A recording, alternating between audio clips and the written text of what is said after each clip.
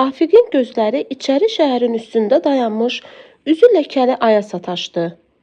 Ayın sifətində iri gözlər, xırda burun və buz kimi dodaqlar gördü. Və ona elə gəldi ki, o qız içəri şəhərə girən kimi onun başını kəsib göyə atıblar. O inandı ki, bir də heç zaman bu qıza rast gəlməyəcək.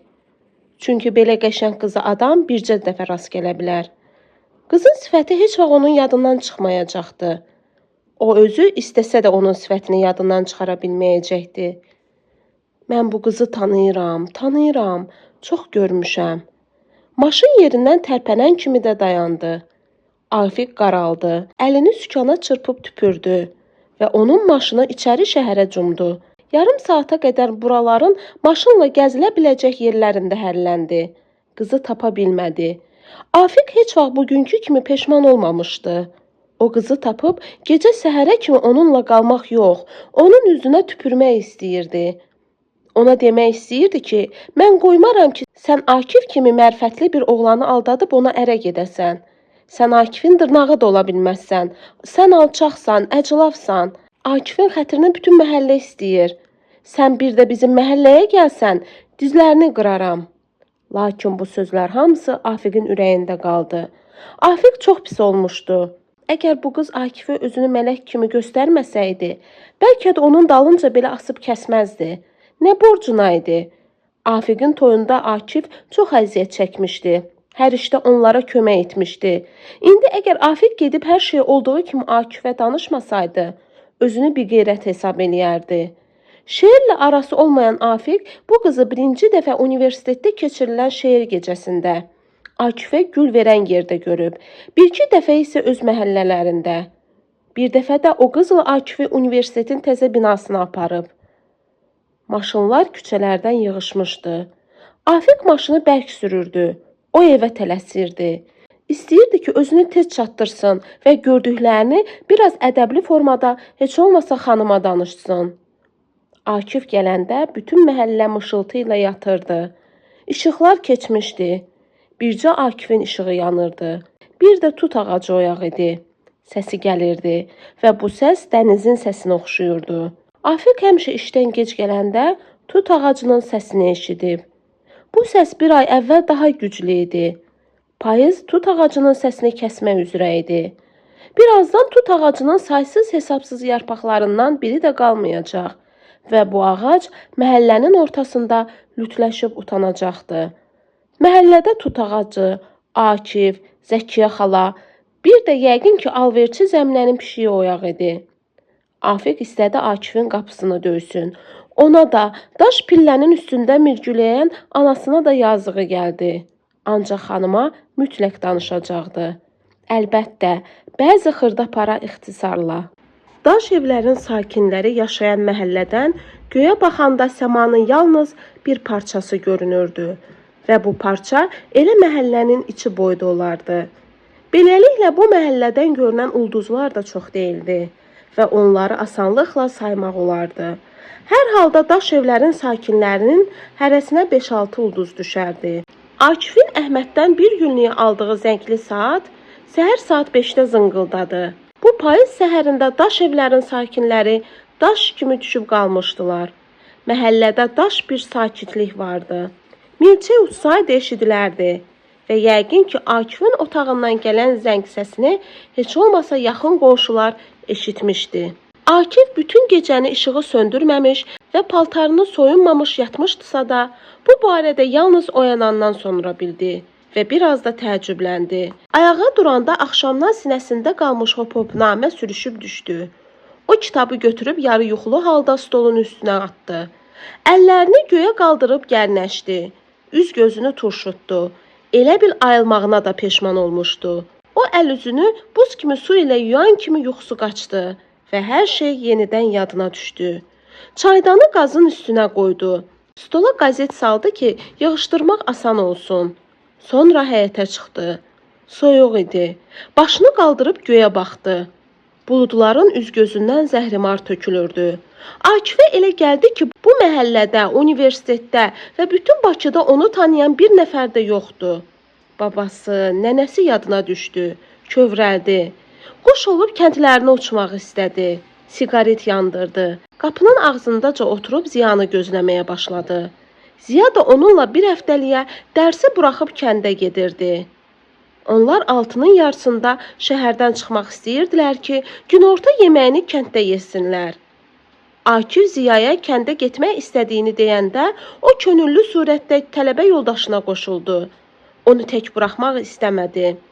Akif Ziyanın bu hərəkətini ölənə qədər yadından çıxarmayacaqdı. Akif həm də belə bir nəticəyə gəlmişdi ki və özünə söz vermişdi ki, bundan sonra adamlar haqqında tələsməsin, ehtiyatlı olsun. Ziya özü də bilmədən Akifə dərs vermişdi. Akifin otağından 5-6 metr aralıda küçə divarının yanında böyrünə dayaq vurulmuş yoğun bir elektrik dirəyi vardı. Quşbaz Gülağa alverçi Zəminənin pişiyini vurmaq istəyəndə maşınını bu dirəyə toxumuşdu. Bu elektrik dirəyi də qırçılar kimi qapqara idi. Burada məhəllənin bütün evlərinə bərabər surətdə işıq paylanırdı.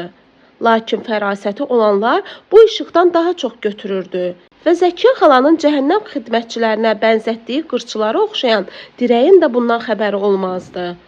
Akif bu elektrik dirəyi haqqında bir şeir də yazmışdı. Məhəllənin o başında görünən maşının işığı Akifin gözünə düşdü. Maşın gəlib Akifin yanında dayandı. "A qonşu, xeyir olsun belə ertədən. Kəndə gedirəm, bir dəqiqə dayan." Akif içəri girdi və zəngli saatı gətirib Əhmədə verdi. "Çox sağ ol. Nə olmuşdu, qaçmırdı ki? Birdən lazım oldu." "Hə," Əhməd razılaşdı və Akifə dedi, "Gözləyirəm, şeylərini gətir, səni vağzala aparım." "Çox sağ ol, dostumu gözləyirəm. Elə kəndə də onun maşını ilə gedəcəyik." "Onda mən getdim yatmağa, sizə yaxşı yol. Nə gətirim sizə kənddən?" "Olsa biraz həmşəkindən, tut arağı, əntiqə şeydir. Mütləq, mütləq." Əhməd maşınını yerindən tərpətməmiş, biraz da Akifə yaxınlaşıb soruşdu. "Nə vaxt inşallah qayıdırsan?" "Gələn bazar günü. Bizdən Atongilə salam dua apar." "Çox sağ olun, salam göndərən sağ olsun." Əhməd bir minik maşınının güclə keçə biləcəyi dalanı keçib, həyətə girən kimi Akifin gözünün içinə bayaqkından da gür işıq düşdü. Yəqin ki, bu Ziyadır. Bu maşın da gəlib mədəniyyət evi ilə üzbəyüz həyətə girdi. Quşbaz Gülağa idi. Bu məhəllənin adamları yuxu yatmırlar. Görəsən bunlar hardan gəlirlər? Əhməd elə bilirdi ki, evə bu vaxt qayıdan ancaq odur. Quşbaz Gülağa da belə hesab edirdi. 1-2 dəqiqə sonra Quşbaz Gülağanın maşını təzədən həyətdən çıxıb gözdən itdi. Yaşadığı məhəllənin tezlənini Akif bu neçə ildə birinci dəfə görürdü və bu ona qəribə gəlirdi. 2 çarxlı bir motosiklet də gəlib Fərhad kişinin qonşusunun pəncərəsinə nə isə verib getdi və elə guruldadı ki, daş evlərin özünü də yuxudan oyatdı. Ziya dediyi vaxtdan yarım saat keçmişdi. Akif fikirləşdi. Yəqin anası icazə vermədi. Ax, indi evim kişisi Ziyadır. Akif ürəyində Ziyanın anasına da, özünə də haqq qazandırırdı və portfelini götürüb evdən çıxmaq istəyəndə Ziya gəldi. İlk sözü də belə oldu. "Akif, sənin canın üçün maşın məni yaman incitdi," əlavə etdi. "Sabahın xeyir." "Sabahın xeyir." Ziya onun əlindəki portfeli görüb soruşdu. "Bu nədir belə?" "Gedirdim." "Hara?" "Şamaxinkaya, avtobusla." Ziya incidi. "Bəs mən? Nə olardı ki, gördün ki, gəlib çıxmadım? Bir evə zəng elə soruş. Elə bəlkə bir şey olub." Başını buladı. "Yaxşı, sən bir şey yemisən?" "Yox, səni gözləyirdim, hər şey hazırdır." "Gedək, yolda bir şey tapıb yeyərik." "Siqaret götürmüsən?" Akif qayıdıb siqaret götürəndə Ziya da içəri girdi və gördü ki, çaydanın lüləyindən qış vaxtı uzaq səfərlərdən çapıb gəlmiş atın burnundan çıxan kimi buğ çıxır. Yenə başını buladı və qazı söndürdü. Onlar məhəllədən çıxanda Reyhan təzəcə yuxuya getmişdi. Şəhər isə yavaş-yavaş oyanırdı və onun işığı get-gedə azalırdı. Sahil bağında qu desən qulaq tutulardı. Xəzər 1000 il bundan əvvəl olduğu kimi yırğalanırdı. Lap uzaqlarda isə elə bir dənizə aralayıb qızıl alqana bulamışdılar və birazdan Xəzərin bu yarasından günəş çıxacaqdı.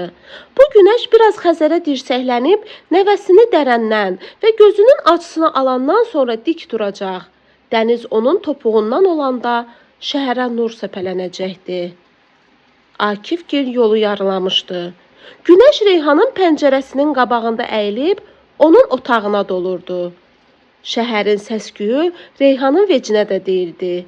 Şirin-şirin yatırdı. Xurmayı saçları yastığının üstünü tamam örtmüşdü. Boğazına qədər sallanmış qıvrım birçəyi ona yaman yaraşırdı. Onun 21 yaşının şahidi olan stolun üstündə güllər əvvəlki təravətini biraz da itirmişdi.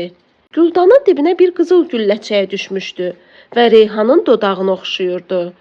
Bu güldanın nazik uzun boğazı qız bədəninə oxşayan boyu vardı.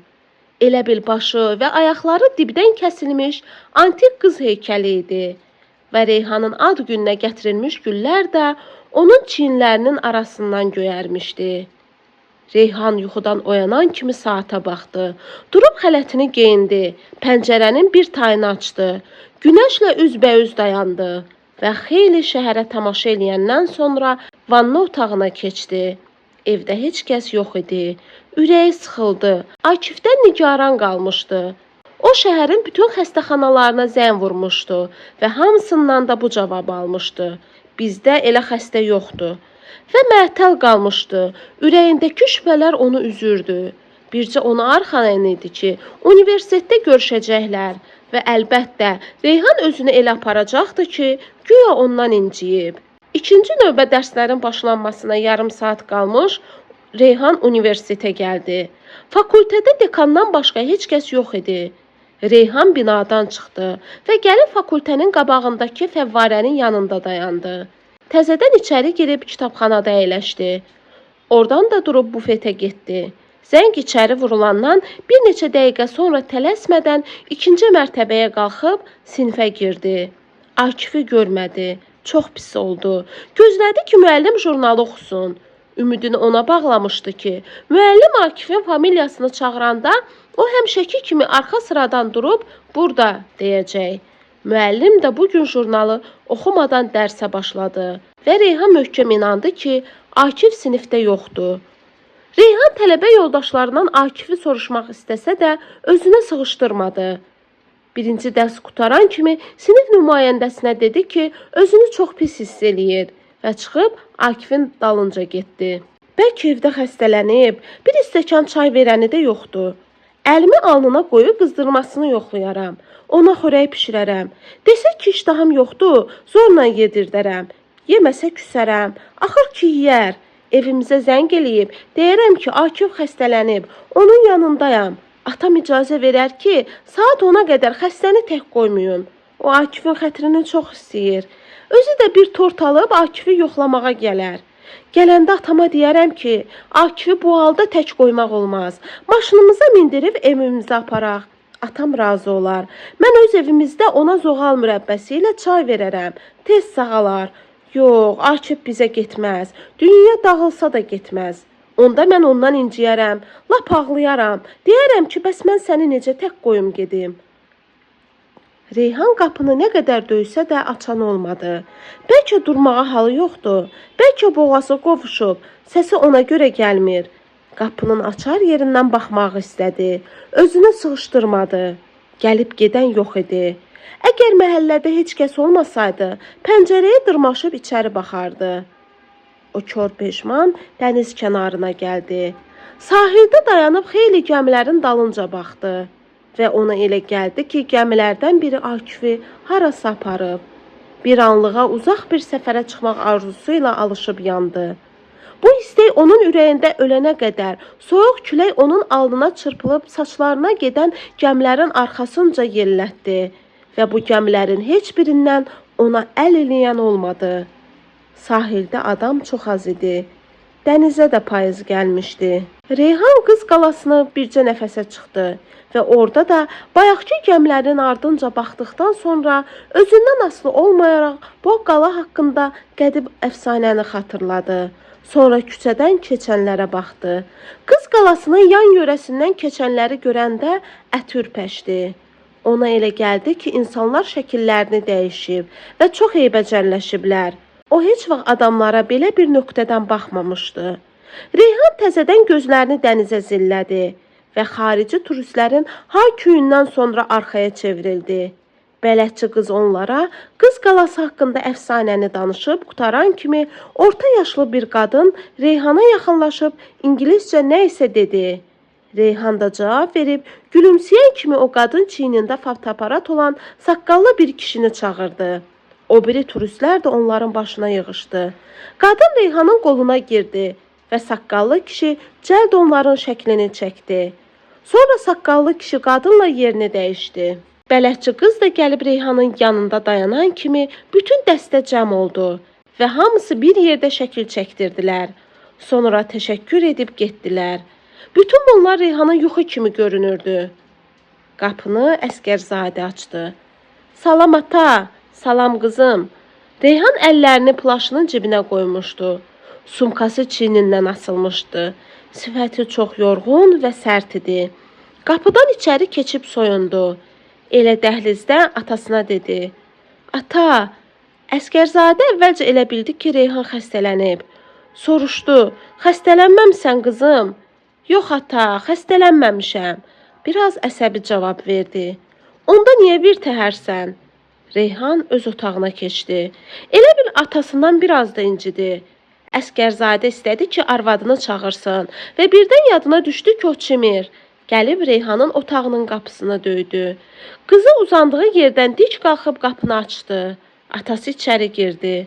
Ata, can qızım, ata, Akif dərsə gəlməmişdi. Əsgərzadə narahatlığı büruzə vermədi və gülə-gülə dedi. Elə buna görə narahatsan? Reyhanın üzü bozardı. Bıçaq vursan qanı çıxmazdı. Atasından belə bir söz gözləmirdi.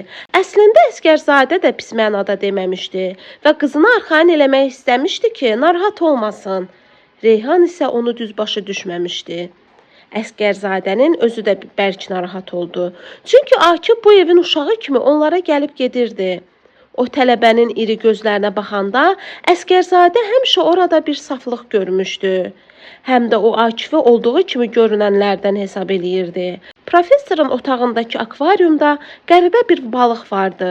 Elə bil ki, bu balıq şüşədən idi və bütün içi görünürdü. O həmişə bu balığa baxanda özündən asılı olmayaraq Akifi xatırlayırdı. İndi Akifin birdən-birə Reyhanın ad gününə gəlməməsi, sonra isə universitetdə görünməməsi professoru narahat eləyirdi və onun ağlına yüz fikirlər gəlirdi. Əsgərzadə Akifin atasını da tanıyırdı. Keçən yay onlar üçü də Akifgilin rayonuna getmiş, meşədə, tur suyun üstündə çadır qurub dincəlmişdilər. Onların qonşuluğunda isə meşəbəyi çadırı qurulmuşdu. Akifin bacıları və anası Reyhanın başına pərvanə kimi dolanırdılar. Əsgərzadənin ürəyi dağa dönürdü. Sonra Əsgərzadə də onları Bakıya dəvət etdi. Akifin atası, anası və kiçik bacısı gəlib 3 gün onların qonağı oldu. Bu dəfə Reyhan özü onların qulluğunda durdu. Akifin anasını kiçik bacısına musiqili komediya teatrına apardı və onlar bəsdi deyincə güldülər. Əsgərzadə Akifin atasını götürüb bağa getmişdi. Bu Akifin atasının tanıdığı ilk professor idi və onun sadəliyi, mehribanlığı ona ləzzət verirdi. Professor adamdı, əlinə beyə götürüb yer qazır. Halaldı belə adamı hər şey. O vaxt professorla Akifin atası Əliş kişinin arasında belə bir söhbət olmuşdu. Əliş kişi, arzu eləyirəm ki, Akif alim olsun. Amma yayda mənə dedi ki, mən alim olmaq istəmirəm. Professor isə ona belə cavab vermişdi. Əliş kişi, Akifin elə bir istedadı var ki, həmişə onun başı uca olacaq. Əliş kişi professora yaman inanırdı. Gözləri dolmuşdu. Qabaqcadan, azı 20 il qabaq sevinmişdi. Bu isə professorun nəzərindən yayınmamışdı. Bu qayğıkeş atanı bağrına basmışdı. Sonra Əliş kişi professordan xahiş eləmişdi ki, bu uşaq yaxşı uşaqdır. Gözünüz üstündə olsun. Şəhər yeridir. Həmişə nigaran qalırıq. Əsgərzadə də onu arxayın eləmişdi. Əsgərzadə bütün bunları xatırladı və hiss elədi ki, qızının könlünə toxunub. Yanına gəldi, onu bağrına basıb saçlarından öpdü və soruşdu. Qızım, onun ünvanını bilirsən? Professor bilirdi ki, Reyhan Akifin evini tanıyır və qəsdən ünvanı soruşdu ki, qızının qəlbinə yenə dəyməsin. Hə, dəftərçəmdə var. Ay qızım, onda niyə darıxırsan? İndi düşərik aşağı. Maşını da qaraja qoymamışam. Gedib Akifə deyib gələrik. Bəlkə elə xəstələnib. Hə, elə mən də ondan nigaranam. Əsgərzadə lap inandı ki, Akif əməli başlı xəstələnib. Sağ ol qızım, adam tələbə yoldaşını dar gündə tək qoymaz. Onlar geyinib aşağı düşdülər. Yolun yarısında Əsgərzadənin yadına düşdü ki, arvadı vanna otağının qapısını nə vaxtsa döysə, ona qətvə və şəpşaf verməli idi. O bunu Reyhana danışdı. İkisi də güldü, kefləri açıldı. İndi evə qaydanda səni bir təhər eləyər. Qorxmuram, sən özündən qorx. Qorxursan, qorxmuram. Görərik.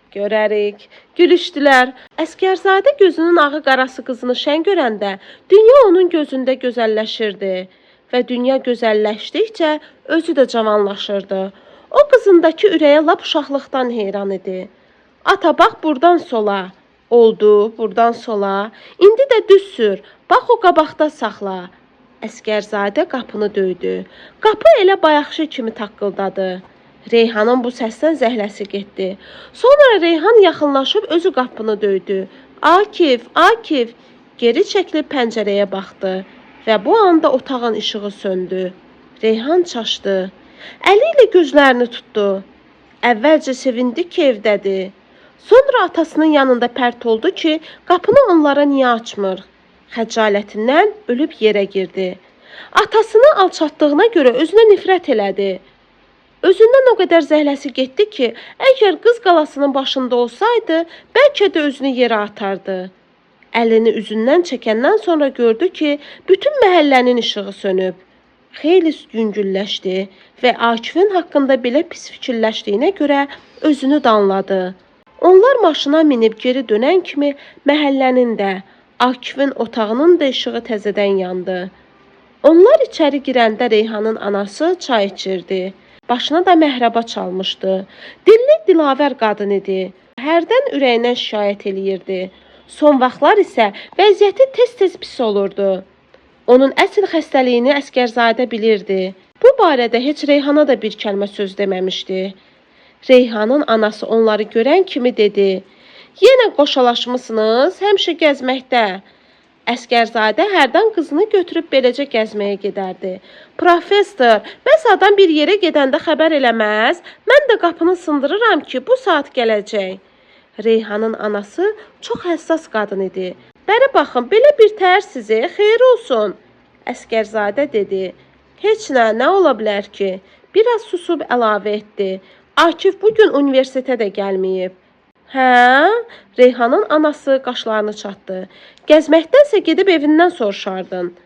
Elə oradan gəlirik. Evdə də yoxdur? Yox. Araya sakitlik çöktü. Reyhanın anası dedi.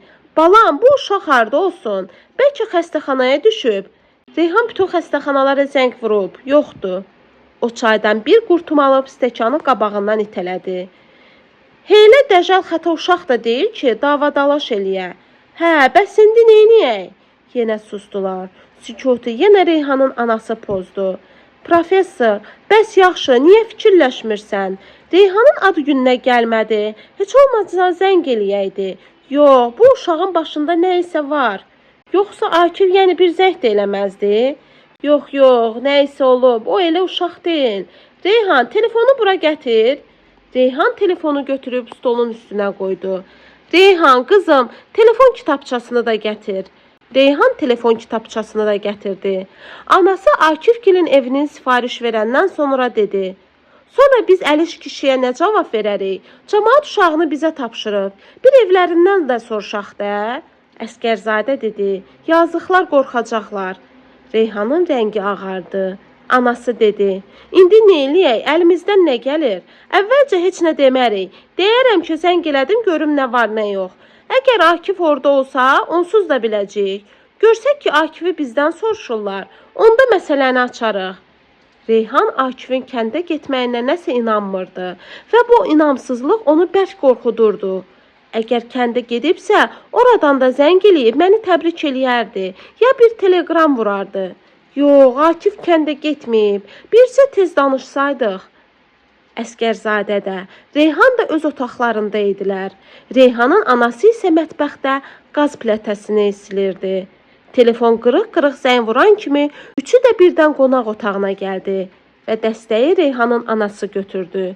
Hal-əhval tutdular. Sonra Əliş kişi Əsgərzadə ilə Reyhanla danışdı. Sonra Akifin anası Reyhanla söhbət elədi. Dəstəyi üstə qoydular. Əsgərzadə də, Reyhan da gözlərini onun üzünə zillədi. Reyhanın anası dedi, oradadır. Hamısı birdən yüngülləşdi, köfləri açıldı. Reyhan isə demək olar ki, özünə gəldi. Əyilib anasının qulağına nə isə dedi. Anası gülümsəyəndən sonra, professor, niyə məni vanna otağında tək qoyub getmişdiniz? Bəlkə bu günahınızı yuyasınız, hə? Əsgərzadə bildi ki, əngəl Reyhandan keçib. Onun boynunu qucaqladı və dedi, mən nə eləməliyəm ki, sizin qarşınızdakı günahımı yuyum?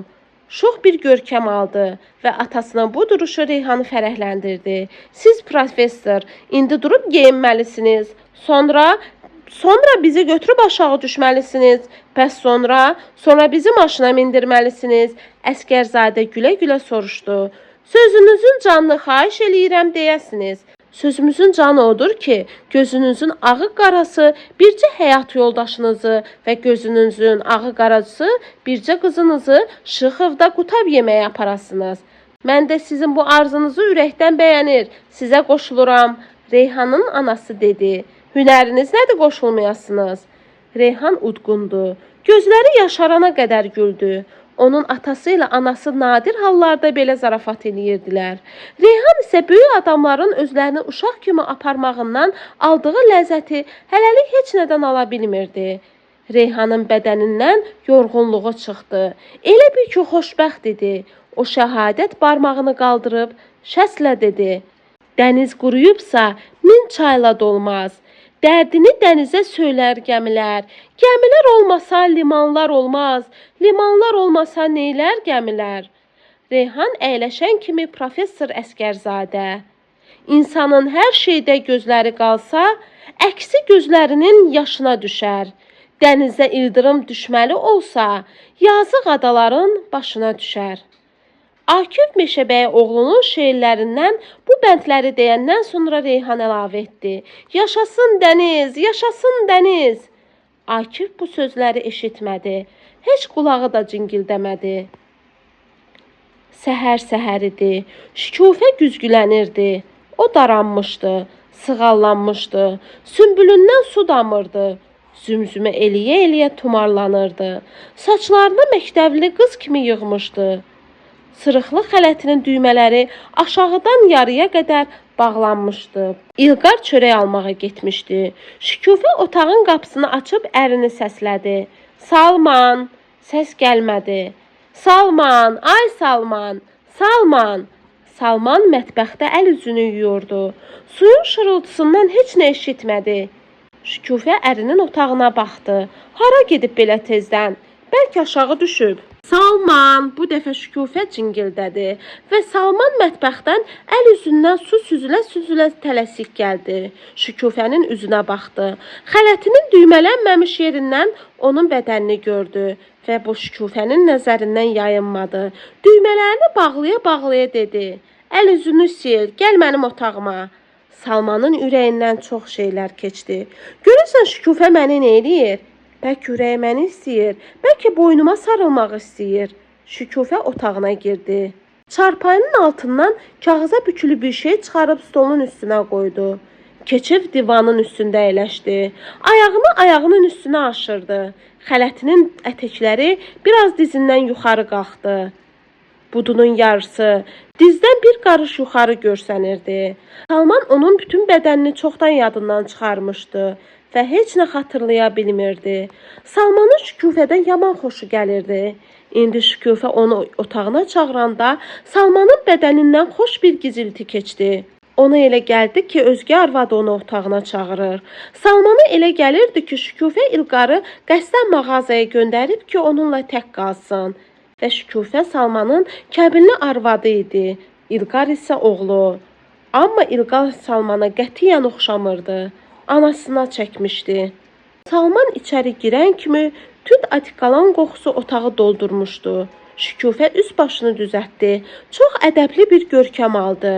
Salman üzünü qırxmış, saçını da sulayıb daramış, nazik bığlarına da atikalon çəkmişdi. Şükufənin ona gülməyi tutdu. Lakin özünü o yerə qoymadı. Salman gəlib divanda oturan kimi Şükufə durub stolun üstünə kağıza bükülü şeyi götürdü. Onu dizlərinin üstünə atdı və Salmanın özgə arvadına baxdığı kimi baxdığı Şükufə çönüb oldu, elə Şükufə. Aç bax, görəyinə nə olur? Yesir günündə gəzirsən, ayıbdır. Salman kağızı açdı. Gül rəngli bir kostyum idi. Şükufə dedi, geyin. Salman arvadının yanında soyunmağa utandı, sıxıldı. Şükufə də həya elədi və mətbəxə getdi. Salman kostyumu geyinib Şükufənin balaca güzgüsündə sifətinə baxanda Şükufə ondan soruşdu. Necədir, xoşuna gəldi? Hə, yaraşır, sağ ol. Oğlunun toyunda geyinək. İlqar içəri girdi. Mama, 5 mərtəbənin yanında çörək yoxdur. Qaraskoy bulka almışam. Sonra çönüb Salmanı təzə kostyumda anasının otağında görəndə çaşdı. Heç nə başa düşmədi. Rəng alıb rəng verdi. Anasını atasına qısqandı. Elə bir anasının otağında yad kişi tutmuşdu. Üzü alışıb yanırdı. Elə əslinə baxanda Şükufə də pörtmüşdü. Bəlkə də İlqardan utanırdı. 16 il idi ki, Salmanın bu otağa ayağı dəymirdi. İlqar qəfil içəri girəndə Salman da pis vəziyyətə düşmüşdü. Elə bir qəfil içəri girən İlqar deyil, 10-15 il əvvəl evinə gedib gəldiyi qadının oğlu idi və bu oğlan uşağı bu saat cibindən bıçaq çıxarıb onun ürəyinin başına soxacaqdı. Salmana elə gəlirdi ki, özgə arvadının yanında onu tutmuşdular. Hamısı susmuşdu və onların içində ən cəsarətlisi yenə Şükufə oldu. Onda get dağlı çörək al gətir. Yaxşı, gedərəm. İlqar əda ilə keçib divanın üstündə əyləşən kimi Salman otaqdan çıxmaq istəsə də yerindən tərpənmədi. İlqar gözləyirdi ki, Salman çıxıb öz otağına gedəndən sonra çörək almağa getsin. Şükufə Salmana göz elədi. Salman bunu belə başa düşdü. Get, sonra gələrsən. Salman çıxdı. Özü ilə ümid apardı. Şükufə Salmana göz vuranda da Salmanın bədəni gizildədi və bu giziltini otağına apardı. Qaldı gizildiyə. İlqarı təzədən çörək dalınca göndərir. Mənimlə tək qalmaq istəyir. Güya dağlı çörək yeməsə dünya dağlar. İlqar qapını çırpıb gedən kimi Salmanın ürəyi açıldı və oturduğu yerdən dik qalxıb güzgünün qabağına keçdi. Arıqlayıb sümüyü çıxmış, eybəcərləşmiş sifətində Şükufənin xoşuna gələ biləcək bir gözəlliyi axtara-axtara qaldı. Heç nə tapmadı və 10-15 il bundan əvvəl evinə gedib gəldiyi qadını xatırladı. Bu Salmanın bəlkə də ən şirin və yeganə xatirəsi idi. Salman keçib yerində uzandı. Çox gözlədi. Şükufədən bir səs soraq çıxmadı. Durub ehtiyatla qapını açdı. Dəhlizə çıxıb çöl qapının zəncirini keçirib arxayınlaşdı. Şükufənin otağından ayaq səsləri gələn kimi mətbəxə tərəf getdi. Bu səslər kəsiləndən sonra təzədən dəhlizə qayıtdı. Dəhlizə 3 qapı açılırdı.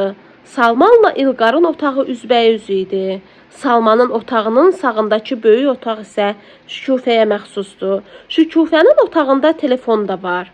Bir də çöl qapıya baxdı. Şükufənin otağına tərəf gedəndə telefon zəng çaldı.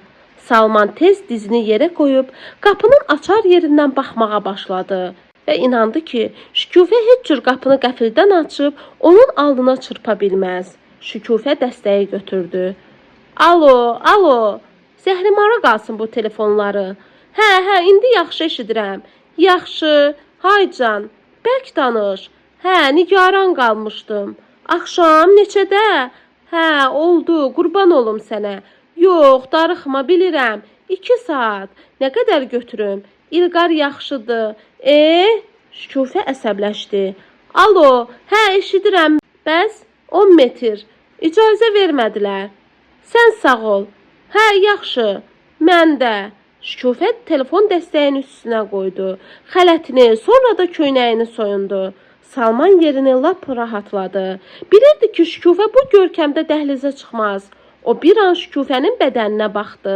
Dizləri əsən kimi Şükufə gedib şifoneri açdı. Salman açar yerindən biraz da baxdı. Lakin Şükufənin stulun başına atdığı sırıqlı xələtindən, yaxası və ətəyi kurjuvalı köynəyindən başqa heç nəyə görmədi. Ehtiyatla durub, öz otağına keçməzdən əvvəl qapının zəncirini çıxartdı. Öz otağına girən kimi İlqar gəldi və Salman ürəyində fikirləşdi ki, Allah onun tərəfindədir. Salman fikirləşdi ki, yəqin onunla danışır. Salman onu ömrünün axırına kimi unudan deyil. O vaxt İlqar da yox idi. Evləndikləri cəmsi 2-3 ay olardı. Bir gün Şükufə gecə saat 3-də evə qayıtdı. Salman heç kəsə deyə bilməzdi ki, arvadım gəlib çıxmayıb. Biabır olardı. Şükufə gəlib çıxana qədər möhkəm içmişdi. Sonra isə arvadını döymüşdü.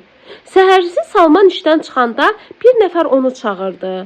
Maşına mindirib şəhərdən çıxartdı. Bu enli kürək, cavan və qəşəng bir kişi idi. Salmanın xırtdəyindən yapışıb biraz onu boğdu.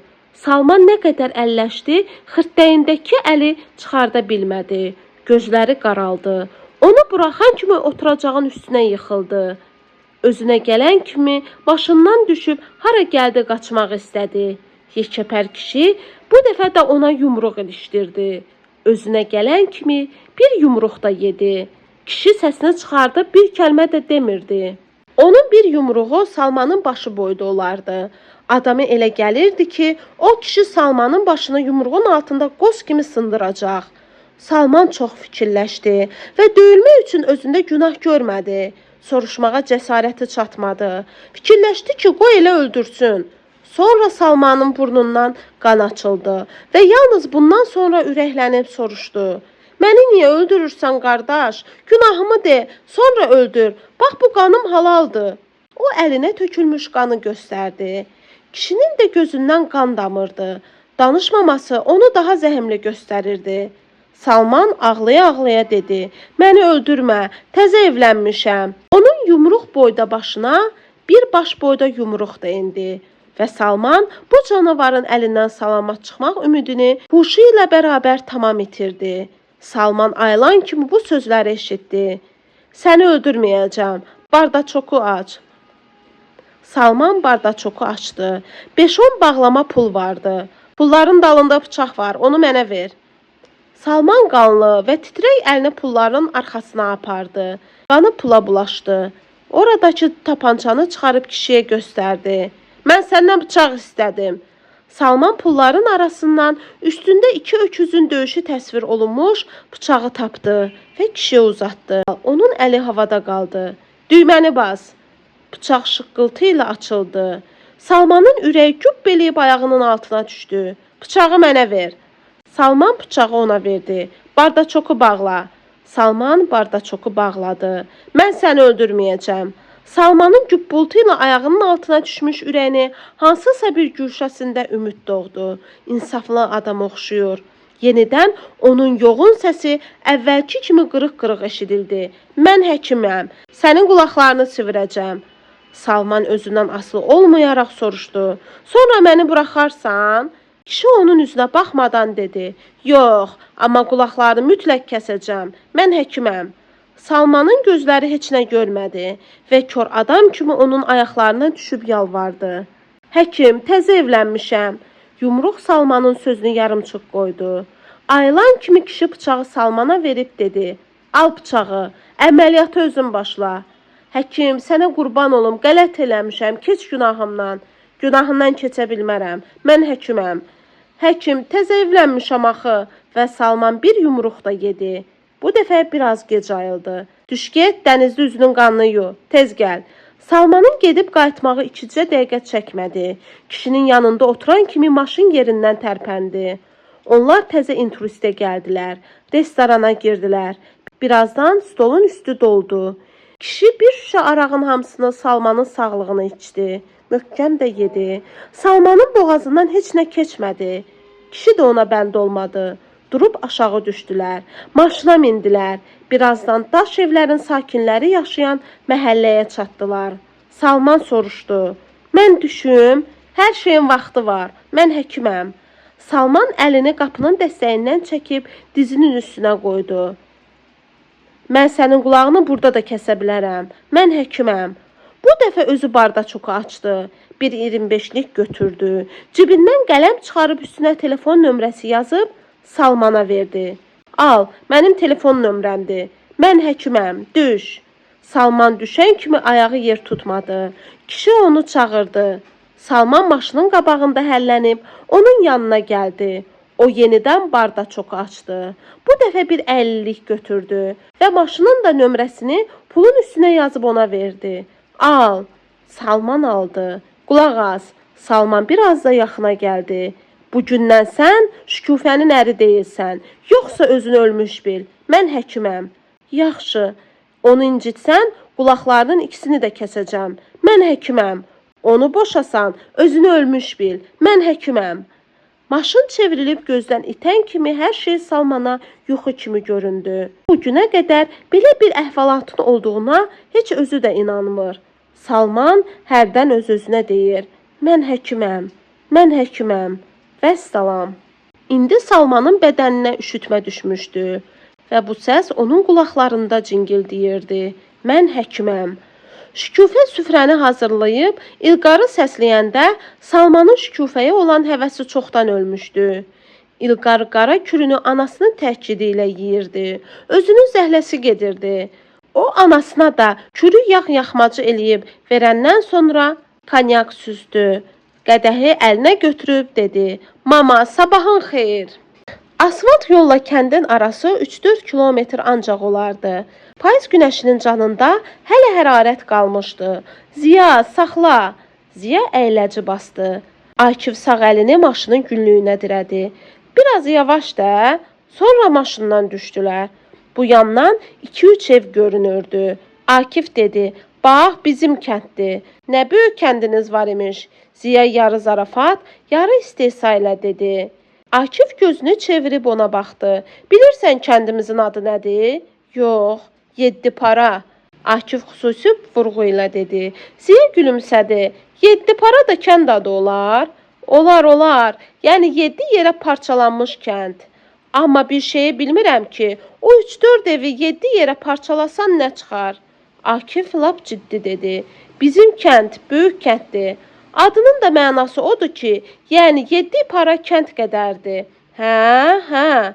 Akif dedi. Ziya siqaret yandırıb bir qullab vurandan sonra kəndə tərəf baxıb dedi. Nə var? Bax, o görünən 2 mərtəbəli ev bizimdir. Ziya gözlərini biraz qıydı. Kəndə tərəf baxdı. Gedək? Akif dedi. Ziya, sizin kəndiniz olub? Yox, bilirsən ki, mən gözümü Bakıda açmışam, gülümsədi. Bizim kəndimiz Bakıdır, Bakı. Heyf ki, sizin kəndiniz olmayıb. Niyə olmayıb? Əmircanlıyıq da. Ədə, elə kənd demirəmi? Bəs necə deyirsən, kənddir də. Akif yolun qırağındakı kiçik təpənin üstünə qalxdı. Çevrilib Ziyaya baxdı və oturub ayaqlarını uzatdı. Əlini torpağa sürtdü. Torpaq soyuq idi. Ziya da onun yanına getdi. Çuvaq, torpağın üstündə nöş oturursan? Akif dedi. Gəl sən də otur. Eybi yox, dayanmışam. Akif bu dərələri, yol yamacın hamısını 5 barmağı kimi tanıyırdı. Ziya bax, bu dərələrdə o qədər kötük qazmışam ki. Kötük nədir? Kötük bilmirsən nədir? Yox. Qaratikan kolunu tanıyırsan, dibində də yaz ağzı bənövşə bitir. Ziya siqaretinin külünü çırtma ilə vurub tökdü və deyəsən özünü bilməzliyə vurdu. Akif başını qaldırmadan dedi. Bənövşə, bəndə düşə. Sizdən bizə kim düşə? Ziya soruşdu. Nə? Heç nə. Akif bir ovuc torpaq götürdü. Əlində sovurdu. Sonra əllərini bir-birinə çırpıb dedi. Bax, o kolu görürsən, o qaratikandır. Onun yaxşı kötüyü olur. Düsəllə onun kötüyünü çıxardırlar. Qışda peçə qoyub yandırırlar. Bax, mən də çox kötüyü çıxarmışam. Göp eləmə, o boyda meşə əlinizdə.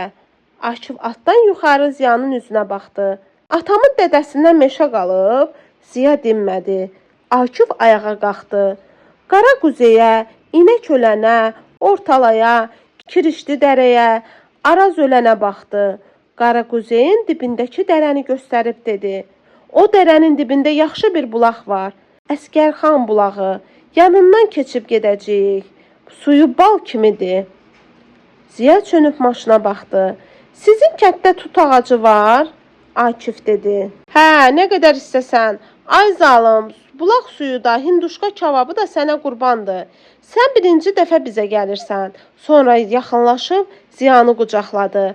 Belindən yapışıb onu havaya qaldırdı. Yerə qoyandan sonra dedi. Üşüyürsən? Yox. Gedək. Necə istəyirsən? İstəyirsən biraz da dayanaq. Nəyə dayanaq? Akif ciddi soruşdu. Nə bilim, vallah qiyamət oğlansan. Gəl sür, çıxaq gedək. Günorta yeməyinə kəndə çatmaq istəyirdik. Bari heç olmasa axşam yeməyinə qonaq olaq. Günəş Akifgilin evinin arxasında idi və evlər görünmürdü. Birazdan qaş qaralacaqdı. Ziya, saxla. Ziya maşını saxladı. Akif dedi. Düşək Əsgərxan bulağında üz gözümüzü yuyaq. Eynimiz açılsın.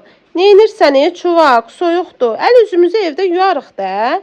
Akif düşdü. Ziya da düşüb maşına söykəndi. Akif bulağın üstünə indi. Bulaq başı qız gəlinlə dolu idi. Ziya əllərini qoynuna qoyub Akiflə bir-bir əl verib görüşən qız gəlinə tamaşa eləyirdi. Qızlardan biri Akifin boynunu qucaqlayıb üzündən öpəndə Ziya fikirləşdi. Bəs deyirlər kənd qızları? Akif əl eləyib Ziyanı çağırdı. Ziya aşağı düşdü. Bulaq başına gəldi. Akif onu göstərib dedi. Ay qızlar, tanış olun, tələbə yoldaşımdır. Ziya qızların topasına yüngülcə baş əydi. Heç nə demədi. Qızlardan kimsə dedi. Tələbə yoldaşın laldır. Akif macal tapmamış başqa bir qız əlavə etdi. Heyf, belə qəşəng oğlandı, amma ki lal. Qızlar da, Akif də gülümsündü. Ziya siqaret yandırdı. Akif məhz indi hər şey unutdu. Reyhan da, onun dönüb çıxması da bir anlığa onun yadından çıxdı. Ziya, gəl üzünə bu sudan çırp. Qızlar o saat çəkildilər. Ziya düz Akifin yanına gəldi. Yox, mən evdə yuyunaram. Bayaq Akifi öpən qız dedi. Bakıda belə su tapa bilməzsiniz. Akif dedi. Ziya əmim qızıdır. Ziya təzədən baş əydi. Çox yaxşı, çox şadam. Qız dedi. Mən də şadam. Ziya fikirləşdi. Akifin əmsi qızıymış. Qızın iri, ala gözləri, uzun hörükləri vardı. O səhəngi çiyninə götürüb gözucu baxanda Ziyaya elə gəldi ki, bu qız mahnı və rəqs ansamblının üzvlərindən biridir və Akifgilin kəndinə su aparmağa gəlib. Akif dedi, əmi qızı, gəl səni maşınla aparaq. Yox, niyə ki? Qız başını yola çevirdi. Sonra Akifin üzünə gülümsəyib dedi, qorxuram. Kimdən? Maşından. Akif lap ciddi qəbul elədi. Maşının nəyindən qorxursan? Ziya da maraqlandı. Qız dedi, qorxuram maşınlı zatlı düşək dəriyə. Ziyanın sifətinə qızartı çöktü. Akif əlini əlinə vurub qəhqəhə çəkəndən sonra soruşdu. Deyirsən ki, yəni Ziya maşın sürə bilmir? Hə. Ziya yüngülcə əsəbləşdi. Bəs Bakıdan bura kim sürüb maşını? Siz sürmüsünüz? Ziya inamla dedi. Həri. Onda minərəm maşına. Səhəngin ağzını tıxacla bağlayıb başının dalına, ehtiyat təkərinin böyrünə uzatdılar. Akif keçib qabaqda oturdu. Əmsi qızı arxada. Maşın nərildədi. Ziya soruşdu. Buralarda siftafor yoxdur ki? Akif dedi. Bizim kənddə elə şey olmur. Nə tərkefindi sür. Ziya əl atıb bardaçoku açdı. Oradan bir alma çıxarıb qıza uzatdı. Qız almaya tərəf əyilmək istəyəndə qışqırdı və utandı. Ziya tez maşını saxladı.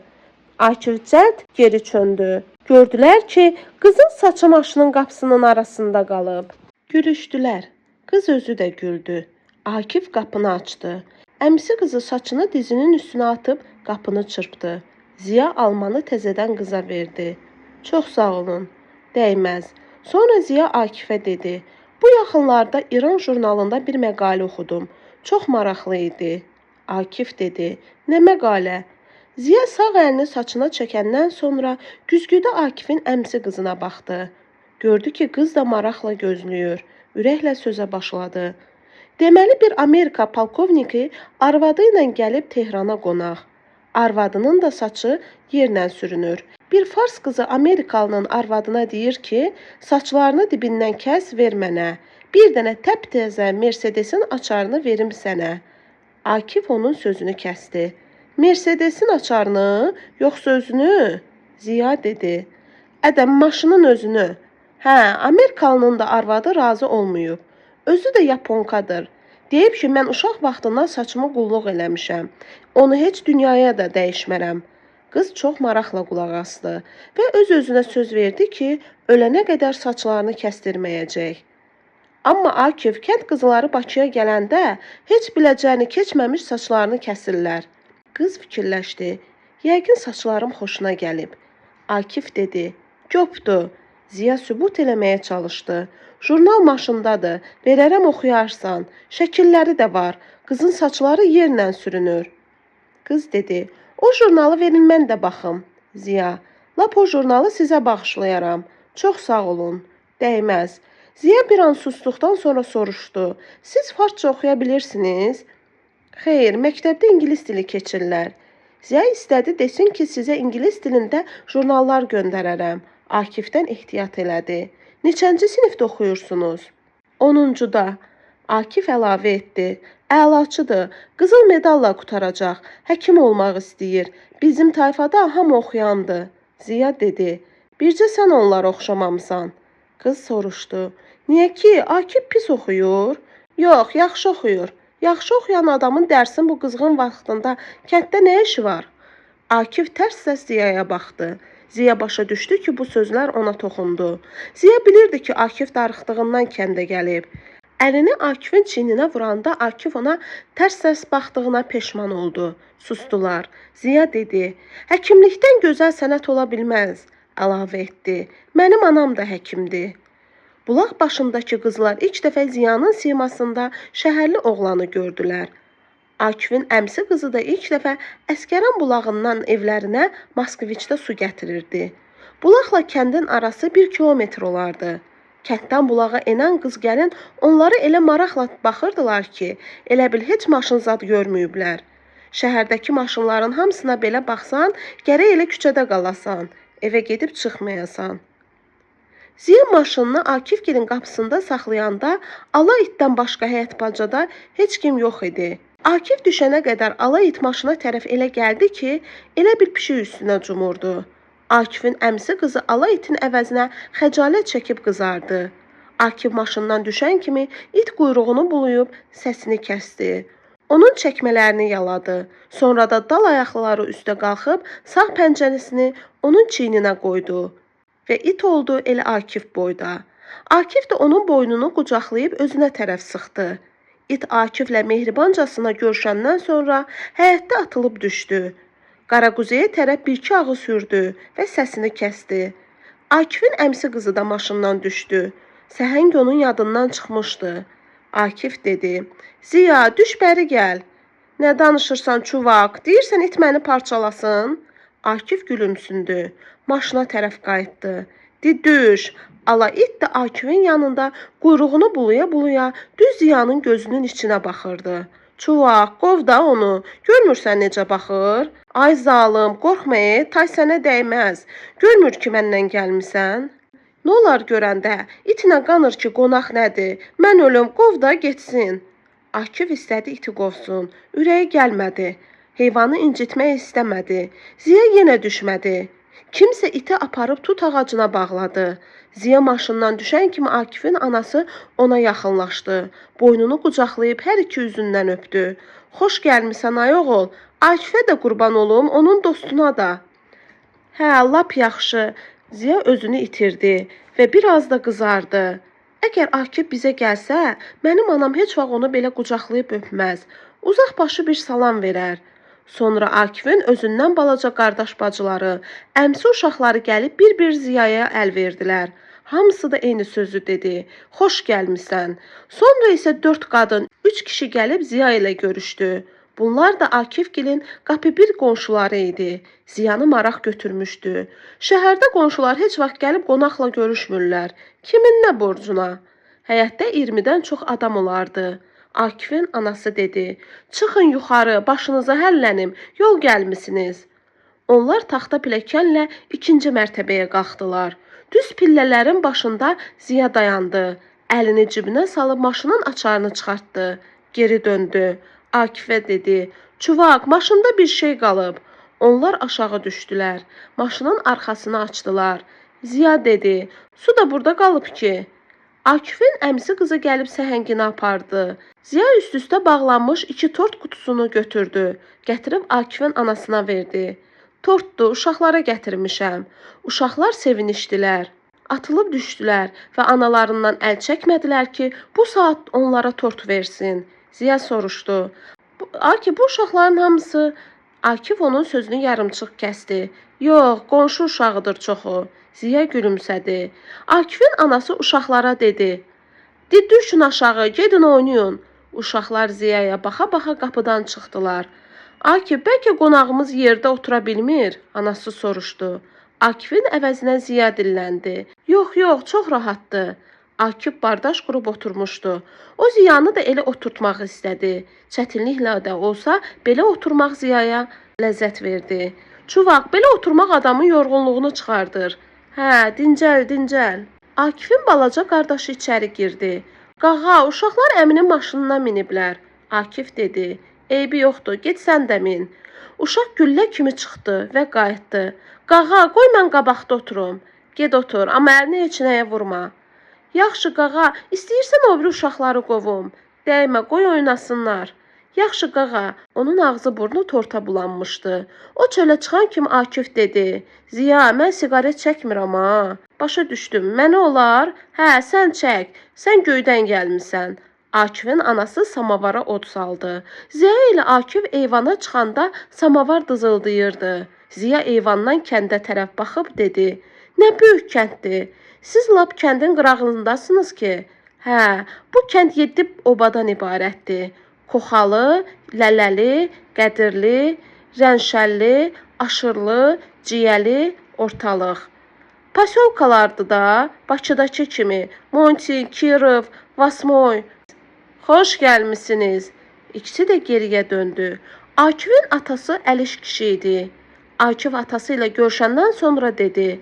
Tələbə yoldaşımdır. Xoş gəlib. Sonra da Ziyanı balası kimi qucaqlayıb öpdü. Ay Akif, xeyirdirmi belə? Heç, elə darxırdım, gəldik. Lap yaxşı eləmisən, dedi və əlavə etdi. Əskərzadə girdə nə var, nə yox? Salamatçılıqdırmı? Hə, salam dua göndərirlər. Ziya Əskərzadə familiyasını lap aydın eşitdi. Reyhan Əskərzadə. Reyhanı heç nə başa düşmədi. Atası aşağı düşdü. Ziya çönüb Akifə baxdı. O ağarmışdı. Aşağıdan Əliş kişinin səsi gəldi. Akif, bəli. Düşün gəlin bəri. Onlar tez aşağı düşdülər.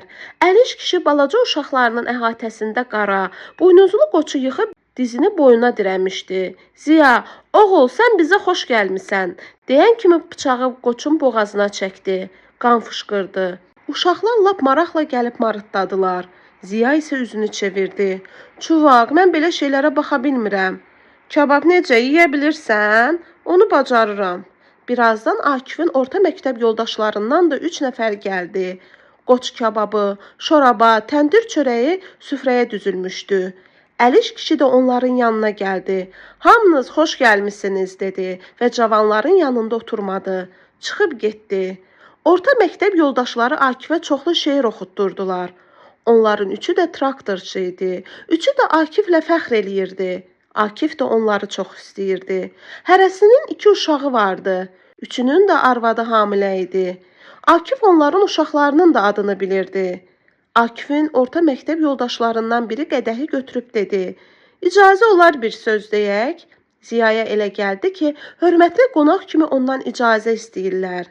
Dedi, buyurun. Akif kəndimizin fəxridir. Duruxdu. Pəncərədən bayıra baxdı. Nəysə, mən çox danışmayacağam.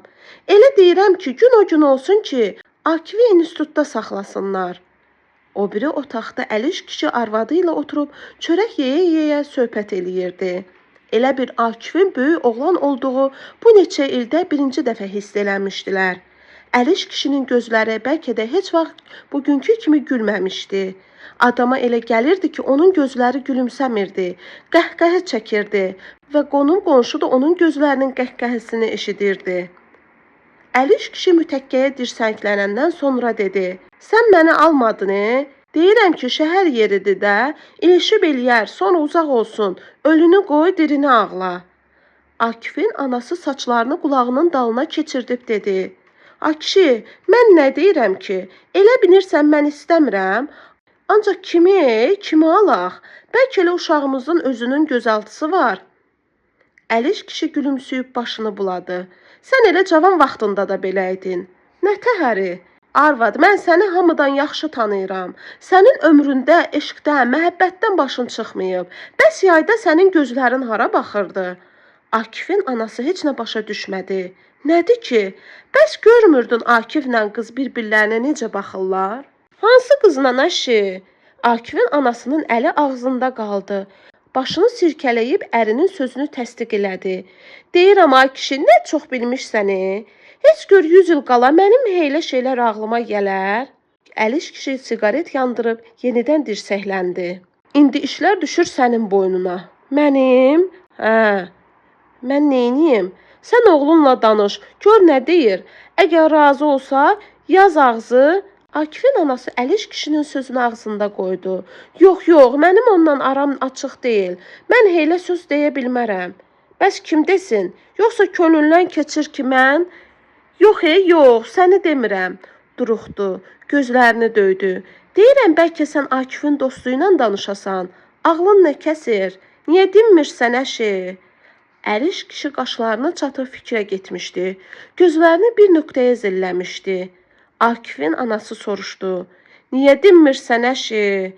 Onların kiçik oğlu özünü içəri saldı. Buzov açılıb, inəyimizi əmir, tez ol. Anasının qolundan tutdu. O durmaq istəyəndə Əliş kişi dedi. Qoy əmsin, dəymə.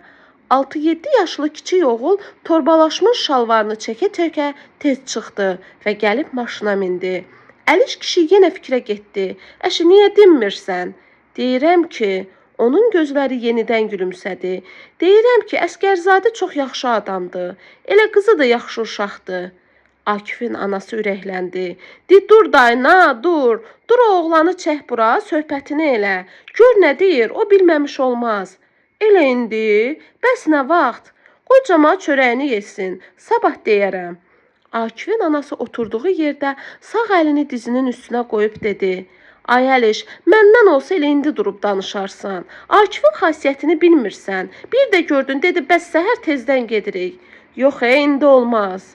Niyə olmur, Qoy bir dəfə də mən deyən olsun dayına. Əliş kişi əlindəki siqareti peçin ətəyinə basıb dedi. Sən deyən olsun, amma indi olmaz. Biraz da yavaş-yavaş dedi. İndi olmaz, yorğundular. Hə, bəs nədir? Akifin anası peçin üstündəki dəm çaynikinin qapağını qaldıranda Əliş kişi soruşdu. Kəklik otu da atmısan? Yox, at, şəhərli oğlanın xoşuna gələcək. Birdən xoşuna gəlmədi. Xoşuna gəlməz təzəsini dəmləyərsən. Akifin anası içəri girib soruşdu. Akif, çay gətirim? Ziya cavab verdi. Yox, hələ lazım deyil. İstəyəndə özümüz töküb içərik. Siz zəhmət çəkməyin. Niyə başına dönüm, nə zəhməti var? Sonra da keçib Akifin boynunu qucaqladı. Saçlarını sığalladı. Ziya dedi, biraz havamızı dəyişək. Onlar eyvana çıxanda əl-ayaq yığışmışdı. Hardasa bir it, yoğun, kal səsi ilə hürürdü. Uzaqdakı dağın döşünə sığınmış kəndin elektrik lampaları sayrışırdı. Elə bil göyün bir parçasını xəncərlə kəsib dağın döşünə atmışdılar. Akif həyətlərindəki elektrik dirəyinə baxdı. Dirəyin başındakı lampa gür işıq saçırdı. Dirək görünmürdü və ona elə gəlirdi ki, bu lampa göydən asılıb. Özü də üşüyür. Yağışdan, doludan qorunmaq üçün lampanı şlyapaya oxşayan yaşıl rəngli dəmrə bərkitmişdilər. Akifə elə gəldi ki, şlyapalı bir qız dayanıb onların eyvanına baxır.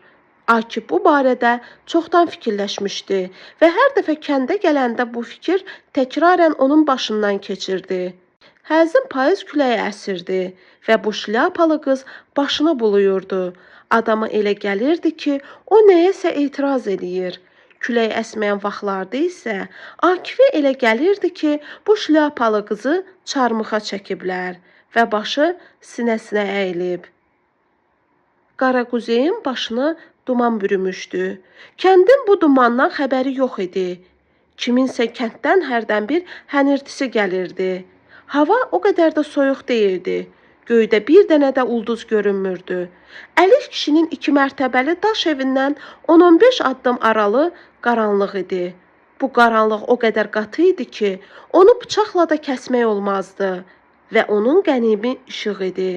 Akif istəyirdi ki, güneylərin, quzeylərin hamısına stadiondakı işıqlardan qoysunlar və hər tərəf süd kimi olsun.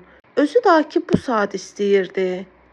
İlk dəfə Akif öz kəndlərində darıxırdı, ürəyi sıxılırdı. Reyhan idmançıya oxşayan oğlanın qoluna girdi. Gəlib onların eyvanının qabağından keçdilər və gedib güneydəki qaranlığa pərçim oldular. Soyuq dəyəri sizə. Akifin atası xəbərdarlıq elədi. Akif çevrilib, biz şəhərə dəyib gəlirik dedi. Ehtiyatlı olun. Onlar maşına minib rayon mərkəzinə tərəf yol aldılar. Orada küçələr işıqlı idi. Adamlar da hələ yatmamışdılar. Akifin anası sandığını açıb oğlunun adına aldığı şeyləri Əliş kişiyə göstərirdi. Akifin bacıları da sandığın başına yığışmışdılar. Əliş kişi dedi, belə şeylərlə lap şah qapısına da elçi getmək olar. Akifin bacıları pıçıldaşdılar, gözləri güldü.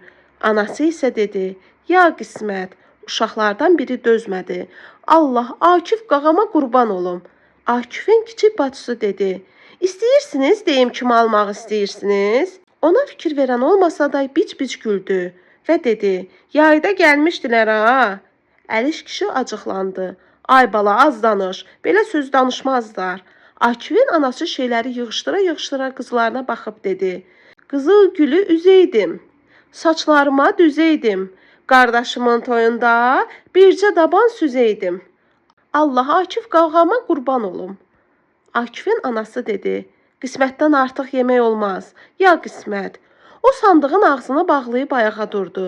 Balaca xalçanı sandığın üstünə sərib qabaq tərəfdən salladı. Bayırda yağış çisəliyirdi. Gecə saat 11 olardı. İndi rayon mərkəzində də adamlar çoxdan küçədən yığışmışdılar. Akifgil hələ qayıtmamışdılar. Şəhər qaynayırdı və 1000 il bundan belə qaynasa yenə yorulan deyildi. Şəhər qaynadıqca həm də qarışırdı. Dəniz kənarı parkda qu desən qulaq tutulardı. Hər ağacın üstündə bir payız əyləşmişdi. Külək əsdikcə payız da sirkələnirdi və payızdan yarpaq tökülürdü. Şəhər kimi dəniz də qaynayırdı. Lakin dəniz qaynadıqca özünə qarışırdı və güclənirdi. Köhnə inturistin yanındakı funikulyor işləmirdi. Yayda çox gür olan Çınar kafesində 3-4 adam oturmuşdu və bu soyuqda dondurma yeyirdilər. Ruhangiz tanışları ona Rufa deyirdilər. Nəm oturacağın üstündən qalxdı, saatına baxdı. Gəlib Bəhramgürün heykəli ilə üzbəüz dayandı. Plaşının yaxasını qaldırdı. Siqaret yandırmağı istədi. Fikirləşdi ki, bura Bakıdır. Olmaz. Darıxdı. Sağ ayağının ucu ilə yerdəki boş siqaret qutusunu vurub uzaqlaşdırdı. Gör nə maral kimi dayanıb, kimsə keçə-keçə dedi. Ruhangiz fikir vermədi. Səni doğan ananın başına dolanım. Bu başqa səs idi. Ruhangiz başını qaldırıb gözücü səs gələn tərəfə baxdı. 2 nəfər idilər. 20 yaşları olardı. Birinin əlində üstünə sport yazılmış sumka, o birincində isə VF radio qəbul edicisi vardı. Onlar arxalarına baxmadan gedirdilər və yolu keçib dəniz kənarına tərəf dönmək istəyəndə maşın çarxlarının ətürpədici səsi gəldi. Sürücü başını çıxarıb onların dalınca söydü. Ruhangiz elə bil buralarda birinci dəfə idi və diqqətlə heykələ baxırdı. O Bəhramgürə tamaşa elədikcə ürəyində bugünkü kişilərə gülürdü. Onlara yazlığı gəlirdi. O tanıdığı kişilərin hamısını heykəllə müqayisə edib bu nəticəyə gəldi ki, onların hamısı ayrı-ayrılıqda Bəhramgürün bir qıçı boyda olmaz. Rufa! Ah! Ruhangiz diksinən kimi oldu. Çönüb idmançıya oxşayan oğlanı görəndə dedi. Yoldaş müstəntiq, bir də geciksəniz, İşimiz çox idi, gərək bağışlayasan. Ruhangizin qolundan tutdu. Elə bil onu heykəldən ayırmaq istədi. Nə yaman diqqətlə baxırsan? Birinci dəfədir görürsən? Hə, Ruhangiz gözünü heykəldən çəkmədən dedi. Taryel, Hə, Ruhangiz gözünü heykəldən çəkmədən dedi. Tariyel. Tariyel həvəslə və biraz da rəsmi cavab verdi. Eşidirəm. Tariyel, görəsən niyə indi belə kişilər yoxdur? Tariyel əvvəlcə heykələ, sonra Ruhangizə nəzər salıb dedi. Belə kişi istəyirsən? Hə, adamın Bəhramgür kimi bir əri ola. Ehtirasla cavab verdi. Tariyel onun qolundan tutub yola tərəf çəkdi. Gedək, indi belə kişi tapmazsan. Onlar heykəldən uzaqlaşdılar. Tariyel soruşdu. Hara gedək? Ruhangiz gözlərini qaldırıb onun üzünə baxdı. Uzun kipriklərini döyəclədi. Sonra üzünə gülümsüyüb dedi. Həmişəki yerimizə. Onlar təzə inturistə gəldilər. İkinci mərtəbəyə qalxdılar. Güzgülü salonun girəcəyində çoxlu adam vardı. Onlar içəri girdilər. Qapıçı arxadan gəlib Tariyelin qolundan tutdu. Xoş gəlmisiniz. Tariyel dedi. Nə? Ruhangiz də dayandı. İçərli onun qolundan yapışdı. Qapıçının üzünə gülümsədi. Qapıçı ürəklənib dedi. Deyirəm ki, xoş gəlmisiniz. Tariyel də gülümsədi. Şef, axı sənin dediyin sözlər qapının girəcəyində yazılıb. Orada yazılan sözlər hamıya aiddir. Bu ondan deyil, ayrı sözdür. Tariyel onun ovucuna bir üçlük qoyan kimi qapıçı öz yerinə getdi. Xidmətçi onlara yaxınlaşıb, salam verəndən sonra dedi. Buyurun və əli ilə orkestra yaxın qoyulmuş 4 adamlıq bir stolu göstərəndə Ruhangiz etiraz elədi. Yox, orada qulağımız batar, Tariyel və dodağını büzdü. Ortada rəqs eləyirdilər. Restoran qaynayırdı.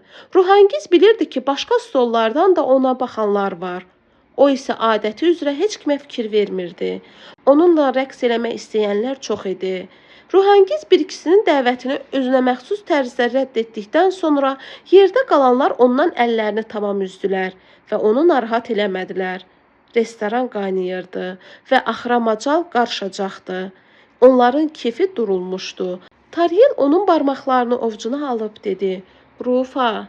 Hə, Ruhangiz şərbət dolu qədəhdən bir qurtum içib yerə qoydu. Rufa, bu yaxınlarda bilirsən nə olub? Baksovetin yanında durub qəzet oxuyurdum. Birdən bir oğlan mənə yaxınlaşıb qolumdan tutdu. Sarışın bir oğlandı. Məndən soruşdu ki, bəs o qızı çoxdan tanıyırsan? Mən də dedim ki, həri, nə olub ki? Dedi, heç nə. Sonra nə oldu? Sonra çıxıb getdilər. 2 nəfər idilər. Dedim, bir səndən soruşum görüm nə məsələdir. Heç o vaxtdan yadıma düşmürdü. Ruhangiz dedi, mənim sarışın tanışım olmayıb. Sonra boş qədəhini əlinə götürüb stolun üstündə fırlada-fırlada əlavə etdi. Kimsə başdan xarabdır. Mənim tanışlarımın hamısı sənin kimi qara kişmişdi, Tariyel. Hə, ürəyim kişmiş istəyir. Tariyel ona təəccüblə baxıb güldü. Bu saat Tariyel xidmətçiyə əl eləyən kimi gəldi. Bizə kişmiş gətir. Ruhangizin üzünə baxıb gülə-gülə soruşdu. Sizdə kişmiş olmaz? Kişmiş? Həri. Yox, kişmiş hardan? Tariyel əlini saçına çəkib dedi. Bəyəm sizdə kişmişli plov bişirmirlər? Xidmətçi eynəyini düzəldə-düzəldə. Hə, getdi və birazdan boşqabın dibində bir ovuc kişmişlə qayıtdı. Ruhangiz kişmişin bir ikisini ağzına atdı. Üstündən də bir qurtum şərbət içdi. Siqaret yandırdı. Ehtirasla bir qullab vurub ciyərlərinə çəkdi. Rəqsə tamaşa elədi və onların arasında özünə layiq bir kişi görmədi. Ruhangiz uzun ayaqlarını bir-birinin üstünə aşırıb fikrə getmişdi. Bəhramgür kimi bir ərim olaydı. Onunla restorana gələydim. Ağappaq qar kimi uzun don da əynimdə. Yox, mavi rəngdə, ya da zilqara. Bir oğlan mənə sataşaydı. Bəhramgür də o oğlanı yaxşıca döyəydi. Ruhangiz içdikcə Bəhramgürə heykəl kimi deyil, canlı insan və kişi kimi baxırdı. Bəhramgür bu boyda şəhərdə yeganə kişi idi ki, Ruhangizin gözəlliyini vecinə almırdı. Ruhangizin aləmində Bəhramgürün heykəl olması onun qanının arasına girirdi. Yoxsa Ruhangiz Bəhramgürü yoldan çıxarardı, sonra da ona yalvardardı, əllərini öpməyə məcbur eləyərdi, onu yandırıb tökərdi. Ruhangiz çönüb sütundakı güzgüdə özünə baxdı. Onun yerinə kim olsaydı, ömründə güzgüyə baxmazdı. Çünki o həmişə qəşəng idi, yaraşıqlı idi. Tariyel, hə, Bara gedəcəyik? Bara? Hə, bara getmək istəyirəm. Baş üstə. Taryelin belə asanlıqla razılaşması Ruhəngizə ləzzət vermədi və siqareti külqabıya basıb söndürdü. Ayağını ayağının üstündən götürüb onun əlindən tutdu və qəfildən dedi: "Taryel, məni alarsan?" Taryel çaşdı. Çünki o ömründə Ruhəngizdən belə sual gözləmirdi. Gözlərini döydü. Ruhəngiz onun əvəzinə cavab verdi: "Yox."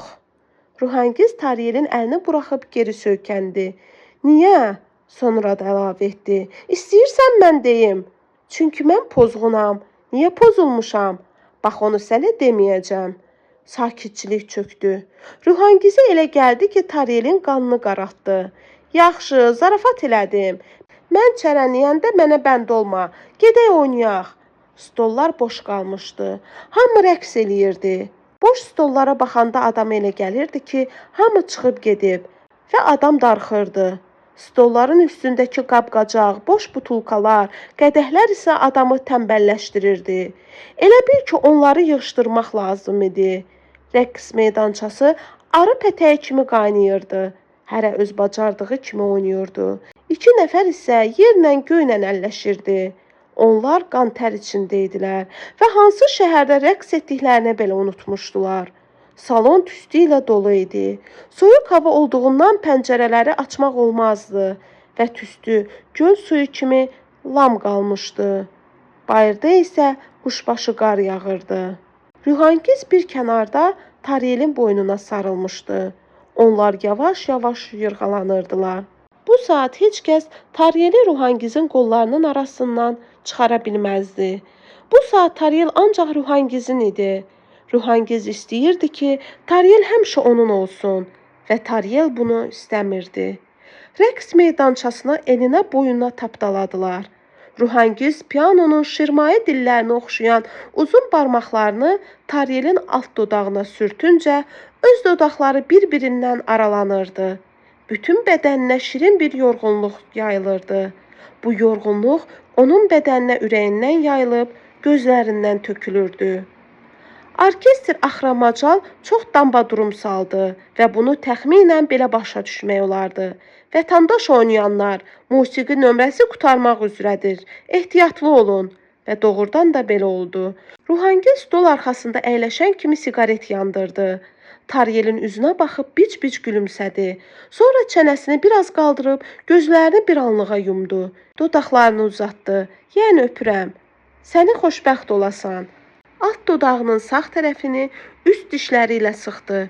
Gözlərini döyüb başını qaldırdı. Düz Taryelin gözünün içinə baxdı. İstəyirəm ki, sən xoşbəxt olasan. İnsan xoşbəxt olsa yaxşıdır. Amma mən də xoşbəxt olmaq istəyirəm. Əlini stolun qırağına qoyub irəli əyirdi. İri gözlərini sıxsaydı, qabağındakı yarımçıq kiçik qədəhdə gözləri kimi dolardı. Taryel, bir də görüşməyəcəyik. Və gözlərini sıxmağa ehtiyac qalmadı, dedi. Amma bu gecə səhərə qədər sənin ixtiyarındayam. Taryel mat qalmışdı. Taryel, Max Frişi oxumusan? Deyə Ruhəngiz söhbəti qəsdən dəyişmək istədi. Yox, mən də oxumamışam. Taryel heç nə başa düşmədi və bu görüşün axırıncı olduğunu heç cür ağlına sığışdıra bilmədi. Delfinanı tanıyırsan? Taryel başını buladı. Yox, yaxşı, onda gedək. Onlar çıxanda qapıçı yaxınlaşıb salonun girəcəyinə yazılmış sözləri tərsinə dedi. Xoş getdiniz və əlavə etdi. Tez-tez gəlin. Bu sözlər isə girəcəkdə yazılmamışdı. Taryel, qoluma gir. Taryel onun qoluna girdi. Taryel, üşüyürəm. Taryel onu qucaqladı. Ruhəngiz dedi. Taryel, məni alarsan? Ruhəngiz özü də cavab verdi. Yox. Ruhəngiz soruşdu. Niyə? Ruhəngiz özü də cavab verdi. Sən pozğunsan. Ruhəngiz soruşdu. Sən niyə pozulmusan? Ruhəngiz cavab verdi. Bax, onu sənə demərəm. Ruhəngiz soruşdu. Onu mənə niyə deməzsən? Ruhəngiz cavab verdi. Çünki sən o adam deyilsən. Çoxdandır Bakıya belə qar yağmırdı. Külək də kəsmişdi. Elə bil göylər un əliyirdi. və indicə küçələrdəki adamlar mütləq dəyirmançıya oxşuyurdular.